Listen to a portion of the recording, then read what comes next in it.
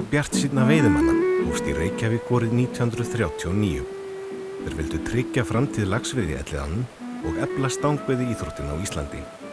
Þeim leiddist ekki á bakkanum og lönduðu glæsilegum löxum þegar heppnin var með þeim.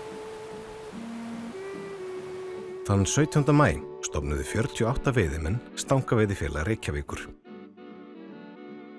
Áhugi á stangveiði var almennt ekki mikill á Íslandi og þeir sem sáust með stöng í hönd við veiðivötn töldust ekki með öllum mjalla. Það fjölgaði hins vegar ört í félaginu og veiðidellan breyttist út meðal fólks á undraskömmum tíma.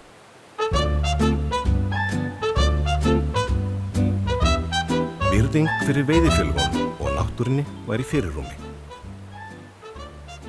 Í dag eru félagsmenn Stangaveiðifélags Reykjavíkur vel á 3.000 og tugþúsundir Íslendinga leggja stund á stangveiði á hverju sumri. Elliðaárnar í dag meðal bestu laxveiði á landsins, hluti af stórkostlegu útivistarsvæði Reykvíkinga þar sem fjölmargir ungir veiðimenn taka sín fyrstu köst á hverju sumri. Á 80 árum hafa félagsmenn SVFR byggt upp veiðisvæðum land allt í góðu samstarfi við veiðifélög og landeigendur. Því segjum við takk og tökum hattinn ofan fyrir þeim sem kostuðu agni sínu á undan okkur og færði veiðimönnum dagsins í dag einstakar náttúruperlur sem okkur ber að tryggja að komandi kynslóðir njóti einnig.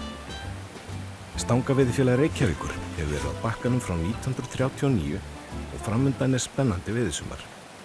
Njótið náttúrunnar, baráttu við spræka fiska og samfélagsveiðimanna. Stangó ávísun á ævintýri.